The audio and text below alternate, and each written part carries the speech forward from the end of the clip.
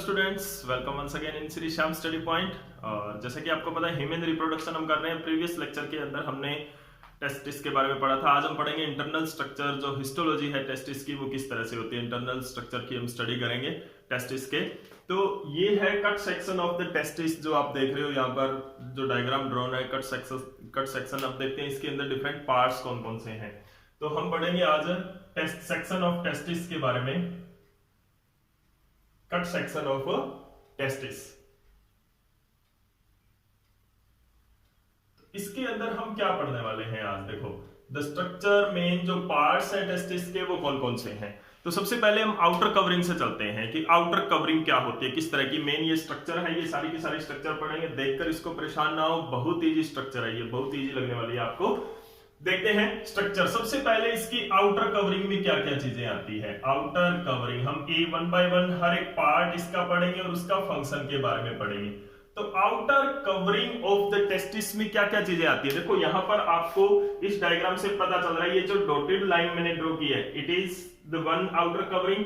इसको क्या बोलते हैं, ट्यूनिका वेजिनेलिस। तो सबसे बाहर वाली जो कवरिंग है ट्यूनिका वेजिनेलिस होती है। उसके बाद में टेस्टिस को जो मेनली कवर कर रही है वो क्या है, ट्यूनिका एल्बुजिनिया है।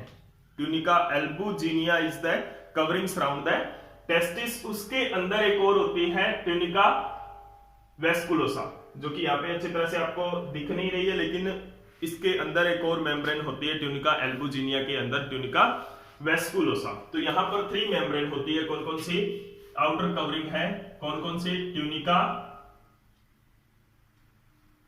Vaginalis, tunica albuginea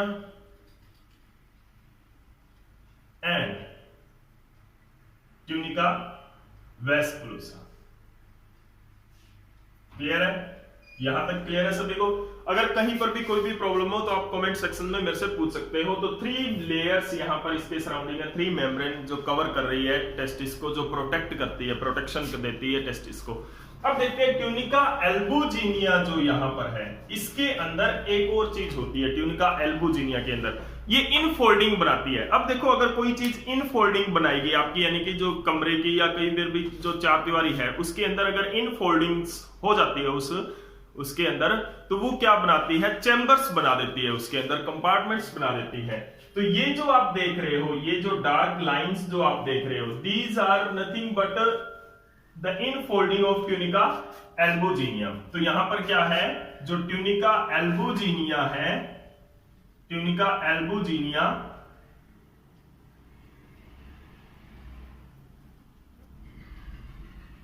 tunica albuginea infolds या फॉर्म द चैम्बर्स। उनको हम क्या बोलते हैं, टेस्टिकुलर लोब्यूल बोलते हैं। ये टेस्टिकुलर लोब्यूल 1 2 3 4 5 लोब्यूल्स आपको दिख रहे हैं। वैसे ये बहुत ज्यादा नंबर में होते हैं जो form testicular lobules by infolding. Infolding से ट्यूनिका एल्बुजिनिया है वो टेस्टिकुलर लोब्यूल्स बनाती है। These are the compartments. तो इस तरह के 200 से 250 या 300 तक हो सकते हैं, इट इज ए रेंज। तो 200 to 250 लोब्यूल्स, टेस्टिकुलर लोब्यूल्स और कंपार्टमेंट एवरी टेस्टिस के अंदर बनते हैं। कंपार्टमेंट्स इन ईच टेस्टिस, हर एक टेस्टिस के अंदर, क्योंकि 2 टेस्टिस होते हैं, 2 टेस्टिस होते हैं ह्यूमन के अंदर। तो वो क्या होता है, उसके अंदर 200 to 250 लोब्यूल्स होते हैं। देखो यहाँ पर टेस्टिकुलर, और ये जो वाल जो इनफोल्डिंग होती है, इसकी जो इनफोल्डिंग होती है उसको क्या बोलते हैं, testicular septum. This is the infolding of albuginea. Albuginea की इनफोल्डिंग होती है जो कि क्या बनाती है, टेस्टिकुलर सेप्टम जिसको बोलते हैं हम। अब इस सेप्टम्स के बनने की वजह से क्या हो गए, कंपार्टमेंट्स बन गए, इसके अंदर चैम्बर्स बन गए। टेस्टिकल जो पूरा टेस्टिस है उसके अंदर कंपार्टमेंट्स बन चुके हैं यहाँ पर। अब उन कंपार्टमेंट्स को हमने क्या नाम दिया, टेस्टिकुलर लोब्यूल। और कितने होते हैं टेस्टिकुलर लोब्यूल, 200 to 250, 300 में भी 300 भी हो सकते हैं। तो ये क्या होते हैं, total lobule in each testis, हर एक टेस्टिस के अंदर ये इतने लोब्यूल होते हैं। अब देखो हर एक लोब्यूल के अंदर there are seminiferous tubule, seminiferous tubule होते हैं, हाईली कॉइल्ड स्ट्रक्चर। तो क्या है, एवरी टेस्टिस, हर एक टेस्टिस के अंदर क्या होता है, एवरी टेस्टिस हैज 2 to 3 या 3 to 4 हो सकते हैं, 2 to 3 seminiferous tubule, seminiferous tubule होते हैं। अब ये सेमिनिफेरस ट्यूब्यूल देखो, ये these are the seminiferous tubules, ठीक है। यहाँ पे जैसे 1 2 3 आपको दिख रहे हैं, यहाँ पे 1 2, यहाँ पे 1 2 1 2 3 1 2, इस तरह से 2 to 3 यानी कि और 4 भी हो सकते हैं। तो टेस्टिकुलर जो सेमिनिफेरस ट्यूब्यूल होते हैं, अब सेमिनिफेरस ट्यूब्यूल क्या होते हैं, these are the highly coiled tube, highly coiled tubes जिनके अंदर स्पर्म फॉर्मेशन होता है, स्पर्म फॉर्मेशन इनके अंदर होता है। तो स्पर्मेटोजेनेसिस भी हम ये कह सकते हैं कि स्पर्मेटोजेनेसिस इनके अंदर होता है। हम पढ़ेंगे आगे स्पर्मेटोजेनेसिस के बारे में कि किस तरह से सेमिनिफेरस ट्यूब्यूल्स के अंदर स्पर्मेटोजेनेसिस होता है। तो यहां पर ईच जो लोब्यूल्स होते हैं, एवरी टेस्टिकुलर लोब्यूल, हर एक लोब्यूल के अंदर, ये लोब्यूल कौन सी लोब्यूल की बात कर रहे हैं, टेस्टिकुलर लोब्यूल की बात कर रहे हैं। 2-3 सेमिनिफेरस ट्यूब्यूल होते हैं। तो total number of seminiferous tubule in testis कितने हो जाते हैं, टोटल नंबर लगभग कितने हो जाते हैं, 800 to 900 हो जाते हैं लगभग, क्योंकि 250 to 300 क्या होते हैं हमारे पास, these testicular lobules होते हैं, and every testicular lobules consist of 3 seminiferous tubule।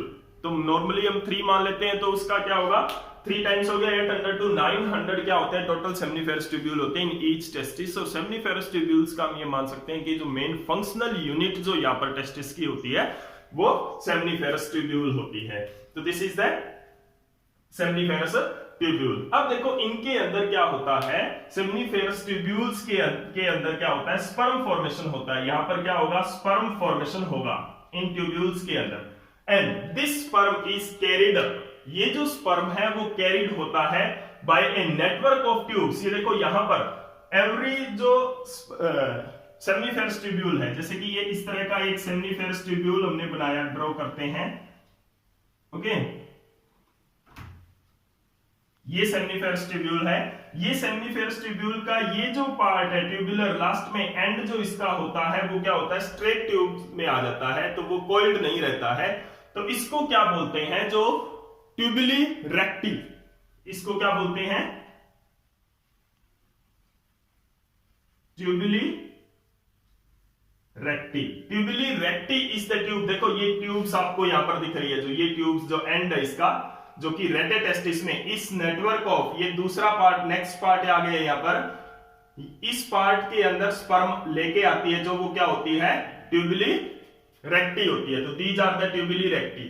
ये जो आपको ट्यूब्स दिख रही है, ये ट्यूब्स क्या है, ट्यूबुली रेक्टी है, जो कि ये जो नेक्स्ट पार्ट है, ये आपको दिख रहा है यहां पर, ये नेक्स्ट पार्ट, ये पूरा जो नेटवर्क ऑफ ट्यूब्स है, ये पूरा का पूरा नेटवर्क ऑफ ट्यूब, इसको क्या बोलते हैं, रेटे टेस्टिस बोलते हैं। तो ट्यूबुली रेक्टी जो हर एक, इसके अंदर क्या होता है, स्पर्मेटोजेनेसिस यानी कि स्पर्म फॉर्म होता है। एंड दिस स्पर्म, ये जो स्पर्म है, is carried to rete testis, rete testis तक इसको कैरी किया जाता है by tubuli recti of seminiferous tubule, की सेमिनिफेरस ट्यूब्यूल की जो ट्यूबुली रेक्टी है उसके द्वारा क्या होता है, ये स्पर्म जो यहां पर सेमिनिफेरस ट्यूब्यूल के अंदर देखो, these are the testicular lobule, every lobule has 2 to 3 seminiferous tubule. Seminiferous tubule के अंदर क्या होता है, फॉर्मेशन ऑफ स्पर्म होता है। This sperm is carried up to the rete testis. Rete testis is the network of tubes. Network of tube होता है जो कि क्या करता है, कैरी द स्पर्म फ्रॉम, कहां से कैरी कर रहा है ये स्पर्म को, from seminiferous tubule. Seminiferous tubule से ये स्पर्म को कैरी कर रहा है। तो that is the next part हमारा क्या आता है, रेटेटेस्टिस आता है। तो रेटेटेस्टिस क्या होता है, द नेटवर्क ऑफ ट्यूब्स होता है। रेटेटेस्टिस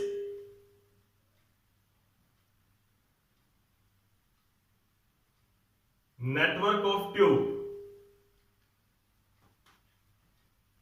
ठीक है। एंड क्या करता है, it receive the sperm from seminiferous tubule. Seminiferous tubule से ये स्पर्म को रिसीव करता है बाय ट्यूबिली रेक्टी, ट्यूबिली रेक्टी से। अब देखो इसके अंदर क्या होता है, दिस जो रेटेटेस्टिस है, रेटेटेस्टिस फर्दर ये स्पर्म को क्या करता है, ये देता है स्पर्म को एक हाईली कोइल्ड ट्यूब होती है टेस्टिस के ऊपर। टेस्टिस के ऊपर एक हाईली कोइल्ड ट्यूब होती है जिसको हम क्या बोलते हैं, एपिडिडाइमस बोलते हैं। तो टेस्टिस के ऊपर जैसे कि अगर हम ड्रॉ करें किस तरह की स्ट्रक्चर होती है, epididymis like that, this is the testis. इसके ऊपर इस तरह की एक हाईली कोइल्ड ट्यूब होती है, इस तरह से एक ट्यूब होती है जिससे वास डिफरेंस जुड़ा होता है, लाइक दिस, इस तरह से। तो ये जो हाईली कोइल्ड ट्यूब होती है इसको क्या बोलते हैं, एपिडिडाइमस बोलते हैं, epididymis. Now rete testis will transfer the sperm to epididymis. अब कोई ना कोई तो डक्ट चाहिएगी यहां पर इसको, तो वहां पर ट्यूब्स होती हैं। देखो ये रेटेटेस्टिस है इतना इतना, this one is the rete testis. यहां पर ये ट्यूब्स है जो क्या कर रही है, कैरी कर रही है स्पर्म टू एपिडिडाइमस। ये जो कोइल्ड स्ट्रक्चर आप देख रहे हो एपिडिडाइमस, एपिडिडाइमस तक ये स्पर्म को कैरी कर रही है। तो यानी कि यहां पर क्या है, नेक्स्ट पार्ट जो है हमारा वो क्या है, एपिडिडाइमस। एपिडिडाइमस क्या करता है, it receive the sperm, it receive the sperm from rete testis. Rete testis से ये स्पर्म को रिसीव करता है, ये रेटेटेस्टिस है। इस रेटेटेस्टिस से स्पर्म रिसीव होगा थ्रू, किसके through, through vasa efferentia,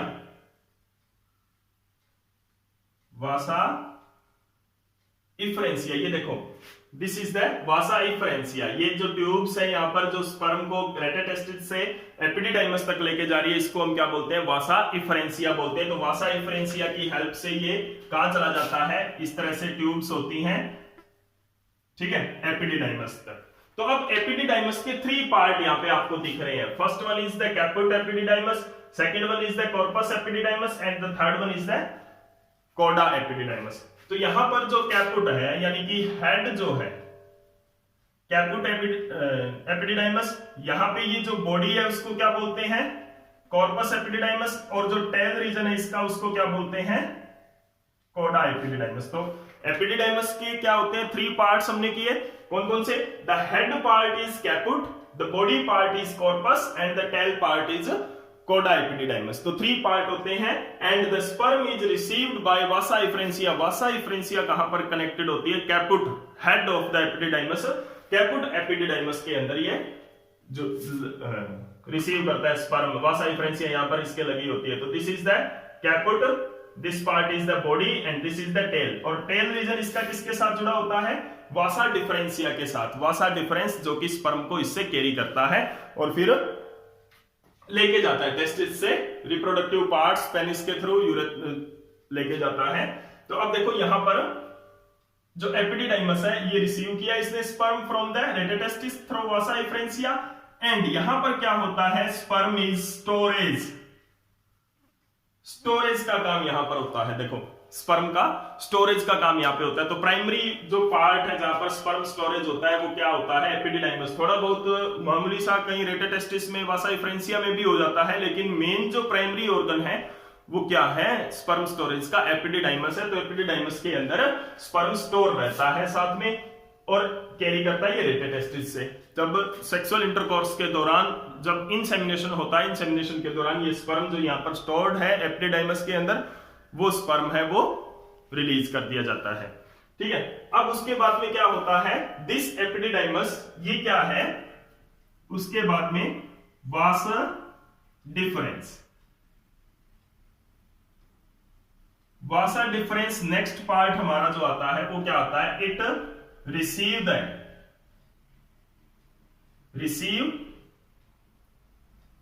sperm from epididymis, from कोडा एपिडिडाइमस, कोडा पार्ट एपिडिडाइमस का, उससे ये रिसीव करता है एंड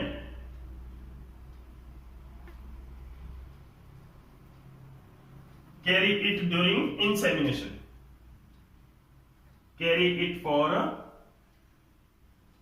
इंसेमिनेशन। देखो इंसेमिनेशन के लिए ले जाएगा, लेकिन आगे चलकर इसकी और भी प्रोसेसिंग होती है। स्पर्म का सेमन में भी बनना होता है, स्पर्म है वो सेमन भी बनाता है, तो वो आगे हम प्रोसेस के अंदर पढ़ेंगे। ठीक है, तो ये क्या होता है, वासा डिफरेंस, जो ये आपको दिख रहा है वासा डिफरेंस। अब देखो ये सारी की सारी एक वासा डिफरेंस है, वो एक स्पर्मेटिक कोड के अंदर चलती है। जैसे मैंने आपको पहले भी कहा था कि स्पर्मेटिक कोड, ठीक है ना, प्रीवियस लेक्चर के अंदर हमने पढ़ा था स्पर्मेटिक कोड के बारे में भी, कि स्पर्मेटिक कोड है जिसके अंदर ब्लड वेसल्स, इसके अंदर ब्लड वेसल्स भी होती है, आर्टरी भी होती है, वेन भी होती है, तो वो टोटल मिला के क्या होता है, स्पर्मेटिक कोड होता है। तो this is the spermatic code. इसके अंदर वासा डिफरेंस भी रन करता है, आर्टरी भी रन करती है, और वेन्स भी रन करती है, जो टेस्टिस के अंदर ब्लड सप्लाई देती है।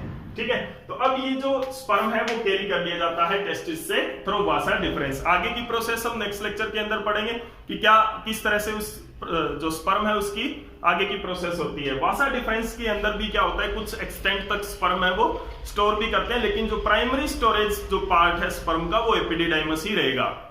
ठीक है, उसके बाद में क्या होता है हमारा यहाँ पर जो सेमिनिफेरस ट्यूब्यूल है, इसकी जो स्ट्रक्चर है ये भी हम बाद में करेंगे। जो सेमिनिफेरस है उसकी स्ट्रक्चर के बारे में भी हम पढ़ेंगे कि किस तरह की उसकी स्ट्रक्चर होती है ड्यूरिंग स्पर्मेटोजेनेसिस, जब हम स्पर्मेटोजेनेसिस करेंगे, क्योंकि स्पर्मेटोजेनेसिस यही फॉर्म होता है। तो साथ के साथ हम structure, internal structure of the seminiferous tubule भी करेंगे। तो this is all about the internal structure of testis. Testis की इंटरनल स्ट्रक्चर, इसको आप आसानी से ड्रॉ कर सकते हो। आउटर लेयर इसकी ट्यूनिका वेजिनैलिस है, ट्यूनिका एल्बुजिनिया है, ट्यूनिका वेस्कुलसा है। उसके बाद में क्या आता है, ट्यूनिका सेप्टम आता है इसका। उसके बाद में ये क्या बनाते हैं, टेस्टिकुलर लोब्यूल बनाते हैं, जिसके अंदर सेमिनिफेरस ट्यूब्यूल्स प्रेजेंट होते हैं। सेमिनिफेरस ट्यूब्यूल्स के अंदर स्पर्म प्रोड्यूस होता है, वो रेटेटेस्टिस के अंदर जाता है, जो कि नेटवर्क ऑफ ट्यूब्यूल्स होता है। उसके बाद में ये नेटवर्क ऑफ ट्यूब्यूल्स है, ये स्पर्म को दे देता है एपिडिडाइमस को through the straight tubes, that is Vasa differentia.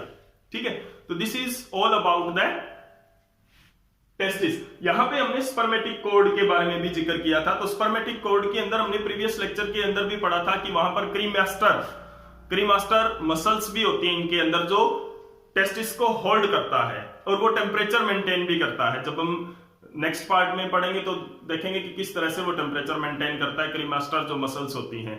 तो this is all about the internal structure of the testis, histology of the testis. अगर आपको फिर भी कोई प्रॉब्लम रह जाती है तो आप कमेंट सेक्शन में मेरे से कोई भी प्रॉब्लम है वो शेयर कर सकते हैं, और अगर वीडियो अच्छी लगी तो प्लीज लाइक एंड शेयर जरूर करते हैं। Thank you.